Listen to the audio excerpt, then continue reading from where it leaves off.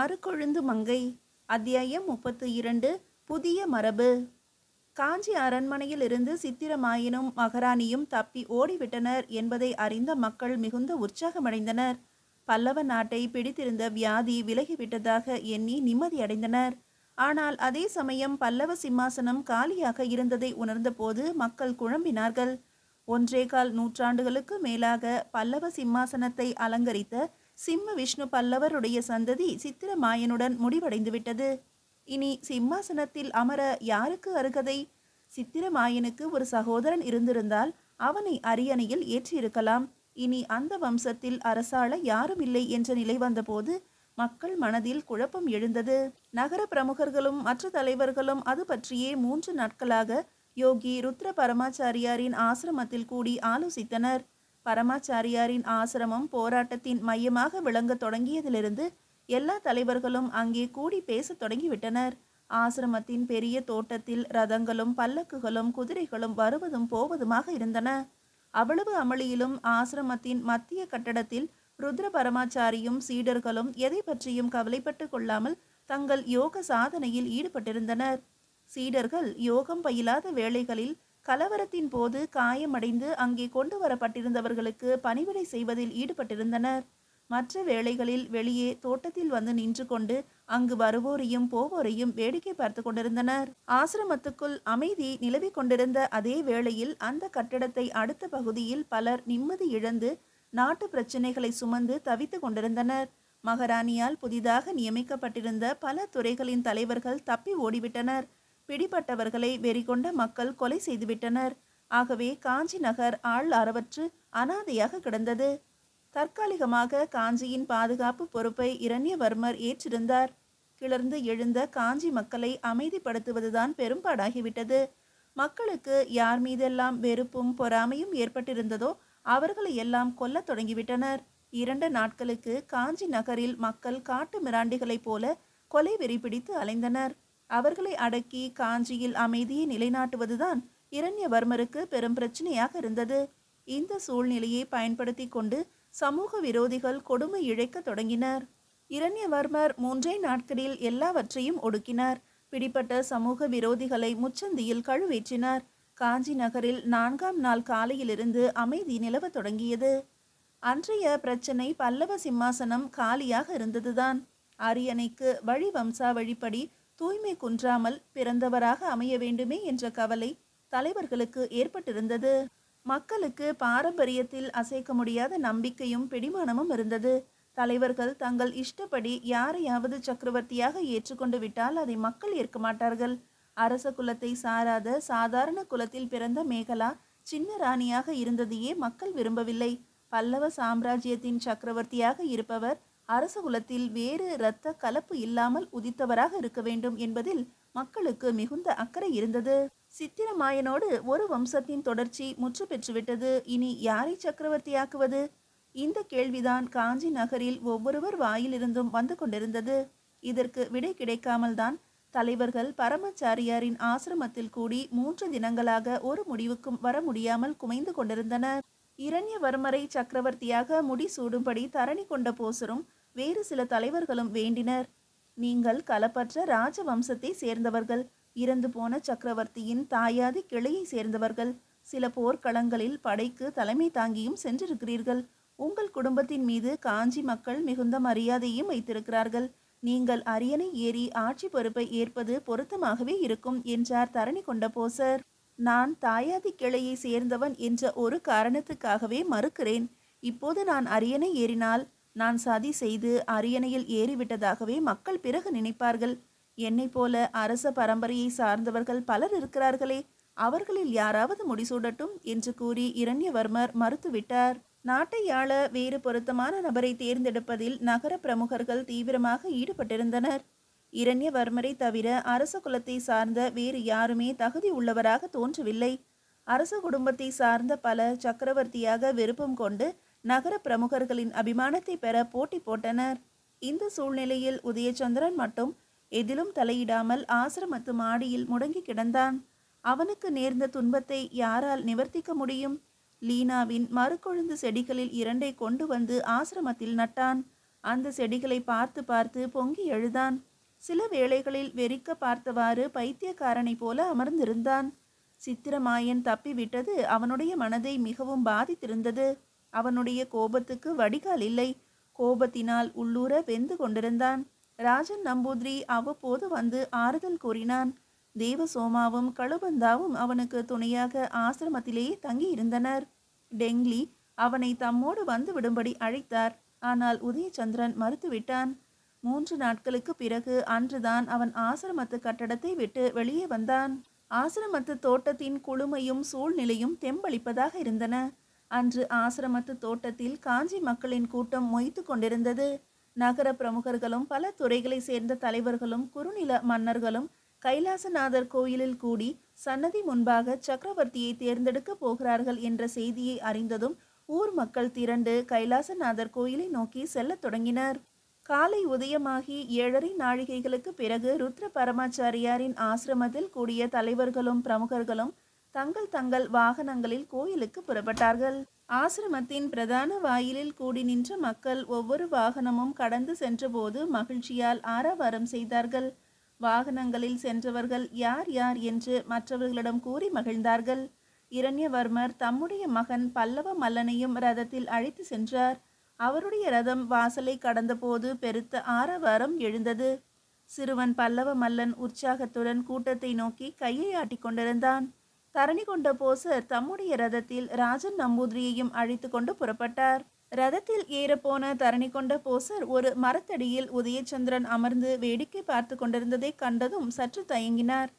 அவனை கூப்பிட வேண்டாம், வெளியே எங்கும் வர மறுத்துவிட்டான், இங்கேயே நிம்மதியாக இருக்கட்டும் என்றான் ராஜன் நம்பூதிரி. அவனை இரக்கத்தோடு பார்த்து வருந்தியவாறு ரதத்தில் ஏறினார் தரணி கொண்ட போசர். கைலாசநாதர் கோயிலுக்குள் முக்கியமானவர்கள் அனைவரும் சென்ற பிறகு வெளி வாசற் கதவை அடைத்து விட்டார்கள். மக்கள் கோயிலுக்கு வெளியே கூடியிருந்தனர். இனி கோயிலின் வாயிற்கதவு திறக்கப்படும் போது பல்லவ நாட்டுக்கு ஒரு சக்கரவர்த்தி கிடைத்திருப்பார் என்ற எண்ணத்தில் மக்கள் அங்கேயே காத்திருந்தனர். கோயிலின் உள்ளே வெளிச்சுற்று மண்டபத்தில் எல்லோரும் அமர்ந்திருந்தனர். ஒரு பகுதியில் பல நகரங்களிலிருந்து வந்திருந்த நகர தலைவர்கள் இருந்தார்கள். அவர்களுக்கு முன்பாக சில கோட்ட தலைவர்கள் அமர்ந்திருந்தனர். தென் பகுதியில் வணிக சபை தலைவர்கள் அமர்ந்திருந்தனர். அவர்களில் எல்லோருக்கும் முன் வரிசையில் சீன வணிக சபையின் தலைவரான டெங்லி அமர்ந்திருந்தார். வடபுறத்தில் காஞ்சி நகர் கடிகைகளின் தலைவர்கள் இருந்தனர். அவர்களுக்கு நடுநாயகமாக சமஸ்கிருத கடிகையின் தலைவர் ஜேஷ்டபதி சோமயாஜி அமர்ந்திருந்தார். முன் வரிசையில் குறுநில மன்னர்கள் சிலர் அமர்ந்திருந்தனர். எல்லோருக்கும் முன்னே குறுநில மன்னர்களான இரண்யவர்மரும் காடக முத்தரையரும் அமர்ந்திருந்தனர். இரண்யவர்மரின் அருகே அவருடைய கடைசி மகன் பல்லவ மல்லன் அமர்ந்திருந்தான். இரண்யவர்மருக்கு பின்னால் அவருடைய மற்ற மகன்களான ஸ்ரீமல்லன், ரணமல்லன், சங்கிராம மல்லன் ஆகிய மூவரும் அமர்ந்திருந்தனர். அவர்கள் மூவரும் பல்லவ நாட்டின் வடக்கு, மேற்கு, தெற்கு ஆகிய பகுதிகளில் உள்ள கோட்டங்களின் தலைவர்களாக பணிபுரிந்து கொண்டிருந்தனர். தரணி கொண்ட போசரின் அழைப்பின் பேரில் அவர்கள் மூவரும் காஞ்சிக்கு வந்திருந்தனர். பல்லவடியாரையர் தம்முடைய படையோடு புறப்பட்டு விட்டதாக செய்தி வந்ததே, இன்னும் வந்து சேரவில்லையே என்றார் காடக முத்தரையர். சித்திரமாயனின் அழைப்பின் பேரில் வருகிறார், எந்த சமயத்திலும் வந்து சேரலாம். சித்திரமாயன் ஓடிவிட்ட செய்தி வழியிலேயே அவருக்கு கிடைத்து திரும்பி போய்விடக்கூடாது என்றார் இரண்யவர்மர். அப்போது கோயிலின் காண்டாமணி 3 முறை ஒலித்தது. தரணி கொண்ட போசர் எழுந்து நின்று பேசத் தொடங்கினார். கைலாசநாதரின் அருளால் நாம் எல்லோரும் இங்கே கூடியிருக்கிறோம். பல்லவ சாம்ராஜ்யம் இப்போது சக்கரவர்த்தி இன்றி அனாதையாக இருக்கிறது. இளவரசர் சித்திரமாயனும் மகாராணியும் நாட்டை விட்டே வெளியேறிவிட்டனர். மக்களின் தீர்ப்பு அது, தெய்வத்தின் செயல். மகாராணியின் அடக்குமுறை ஆட்சி கடவுள் அருளால் முடிவடைந்துவிட்டது. இப்போது இந்நாட்டுக்கு ஒரு சக்கரவர்த்தியை கொடுப்போம் என்ற நம்பிக்கையில்தான் மக்கள் நம்மை இங்கே அனுப்பி வைத்திருக்கிறார்கள். இப்போது நம் நாடு ஒரு இக்கட்டான நிலையில் இருக்கிறது. தெற்கே பாண்டிய நாடு நம் மீது கண் வைத்திருக்கிறது. சித்திரமாயனும் மகாராணியும் பாண்டிய நாட்டில்தான் அடைக்கலம் புகுந்திருப்பதாக ஒற்றர்கள் மூலம் அறிகிறோம். சித்திரமாயன் எப்படியும் பாண்டியனுடைய உதவியை பெற்று இங்கே படையெடுத்து வரலாம். வடக்கே சாளுக்கிய மன்னர் நம் நாட்டின் மீது படையெடுக்க ஆயத்தம் செய்வதாகவும் ஒற்றர்கள் தெரிவிக்கிறார்கள். இதே சமயம் உள்நாட்டிலும் மக்கள் அமைதியாக இல்லை. மகாராணியின் அடக்குமுறை காலத்தில் சித்திரமாயனின் கொடுமைகளாலும் வரி பழுவினாலும் மக்கள் மனம் கசந்து போயிருக்கிறார்கள். சித்திரமாயனிடம் சலுகைகள் பெற்று மேம்பாடடைய எண்ணிய பல சுயநலமிகள் இன்று காஞ்சிக்குள்ளேயே நமக்கு எதிராக சதி செய்து கொண்டிருக்கிறார்கள். இன்னும் அந்த அபாயம் நீங்கவில்லை. இவ்வளவு பிரச்சனைகளையும் நாம் உடனடியாக சமாளித்தாக வேண்டும். அதற்கு தகுதி வாய்ந்த ஒரு சக்கரவர்த்தி நமக்கு இப்போது வேண்டும். கலப்பில்லாத தூய்மையான ராஜகுலத்தை சேர்ந்தவர்கள் பலர் இருக்கின்றீர்கள். அரியணையில் ஏற யார் வருகிறீர்கள்? இந்த கேள்வி மண்டபம் முழுவதும் பரவி எல்லோருடைய கவனத்தையும் ஈர்த்தது. அரச குலத்தை சாராதவர்கள் அங்கே கூடியிருந்த அரச குலத்தவர்களை ஆவலுடன் கவனித்தனர். அரச குலத்தவர்கள் எல்லோரும் மௌனமாக இருந்தனர். சிறுவன் பல்லவ மல்லன் எல்லோருடைய முகங்களையும் வியப்போடு உற்று பார்த்தான். பிறகு மெல்ல தன் தந்தையிடம், அப்பா, நீங்கள் இந்த பொறுப்பை ஏற்றுக்கொண்டால் என்ன என்று கேட்டான். இரண்யவர்மர் தம்முடைய வாயில் விரலை வைத்து மறைத்து பேசக்கூடாது என்று அவனை எச்சரித்தார்.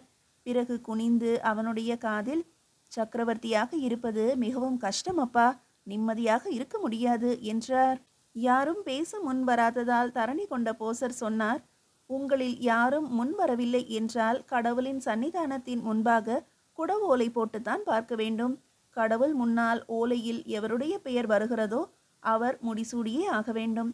அதைவிட உங்களில் யாராவது மனம் உவந்து ராஜ்யபாரத்தை ஏற்க முன் வருவது நல்லது.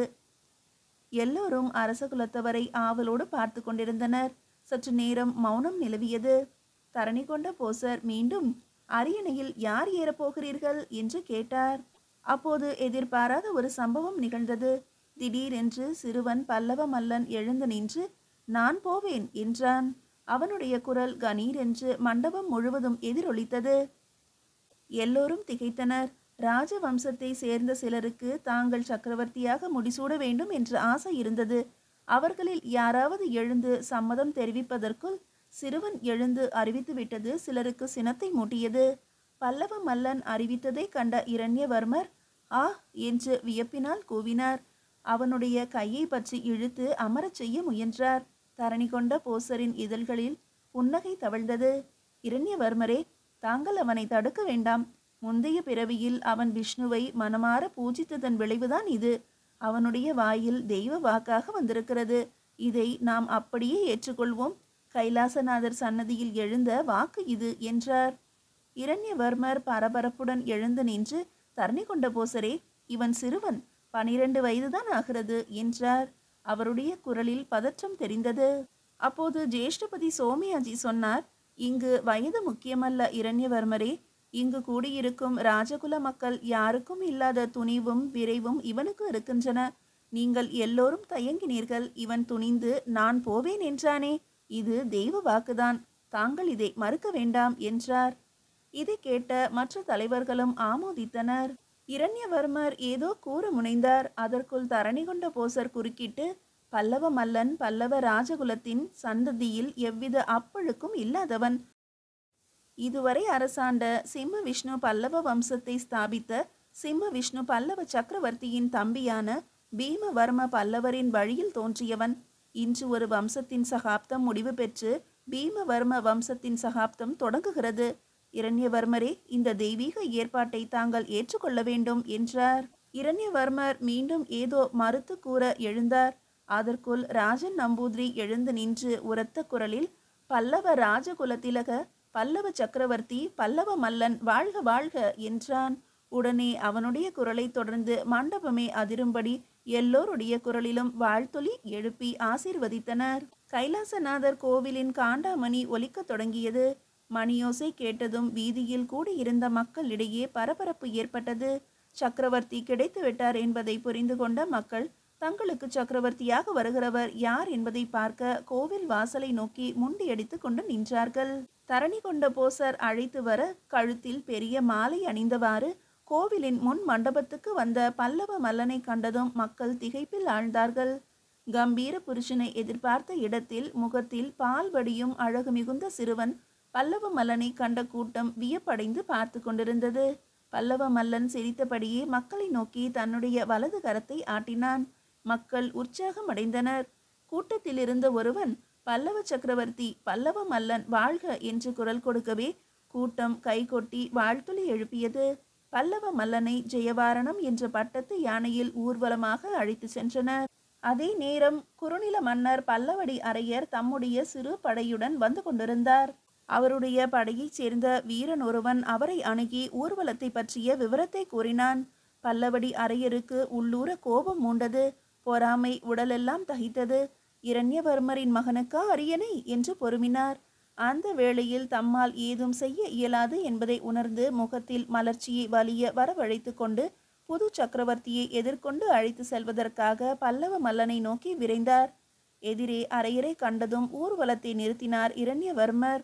அரையர் பல்லவ மல்லனை வாழ்த்தி வணங்கிவிட்டு இரண்யவர்மரை மார்போடு அணைத்து கொண்டார். அந்த காட்சியை கண்ட தரணி கொண்ட போசர் உள்ளுக்குள் சிரித்து கொண்டார். அருகில் இருந்த ஜெயவர்மரிடம், பல்லவடி அரையர் நன்றாக நடிக்க தெரிந்திருக்கிறார் என்றார். பல்லவடி அரையரின் யானை முன்னே அழைத்து செல்ல பல்லவ மல்லன் பட்டத்து யானை ஜெயவாரணத்தின் மீது அரண்மனையை நோக்கி பவனி சென்றான். அரண்மனையில் பட்டாபிஷேக சடங்குகள் நடைபெற்றன. இரண்டாம் நந்திவர்மன் என்ற அபிஷேக பெயர் ஏற்று பல்லவ மல்லன் சிம்மாசனம் ஏறினான். பல்லவ மல்லன் சக்கரவர்த்தியாக முடிசூடியதும் முதல் பணியாக தனக்கு ஒரு முதன் மந்திரியை நியமிக்க வேண்டியிருந்தது. தரணி கொண்ட போசர் தமக்கு 70 வயதுக்கு மேலாகிவிட்டது என்றும் இனி வாழ்க்கையை அமைதியாக கழிக்கப் போவதாகவும் கூறி பதவியை ஏற்க மறுத்துவிட்டார். அவருடைய ஆலோசனையின் பேரில் ராஜன் நம்பூதிரியை தனக்கு முதன் மந்திரியாக நியமித்து பல்லவ மல்லன் அரச மண்டபத்தில் அறிவித்தான். எதிர்பாராத அந்த அறிவிப்பை கேட்டு ராஜன் நம்பூதிரி திடுக்கிட்டு போனான். பரபரப்புடன் எழுந்தான். அருகில் இருந்த தரணி கொண்ட போசர் அவன் கையை பற்றி, மறுத்து விடாதே, சக்கரவர்த்தி முடிசூடிய பிறகு அறிவிக்கும் முதல் உத்தரவு இது. தெய்வ வாக்காக கருதி ஏற்றுக்கொள். இந்த பதவிக்கு நீ பொருத்தமானவன்தான். உன்னுடைய கல்வி உனக்கு துணை நிற்கும் என்றார். ராஜன் நம்பூதிரியின் உடல் சிறிது நடுங்கியது. பல்லவ சக்கரவர்த்தியை அடிபணிந்து எழுந்து நின்றான். ராஜன் நம்பூதிரிக்கு முதன் மந்திரிக்கு உரிய தலைப்பாகையை பல்லவ மல்லன் தன் கைப்பட அணிவித்து முத்திரை மோதிரத்தையும் கொடுத்த போது தரணி கொண்ட போசர் உரத்த குரலில், பல்லவ சாம்ராஜ்ய முதன் மந்திரி பிரம்மஸ்ரீராஜன் வாழ்க என்றார். அதைத் தொடர்ந்து மண்டபத்தில் வாழ்த்தொலிகள் எழுந்தன. மீதியை அடுத்த அத்தியாயத்தில் காணலாம்.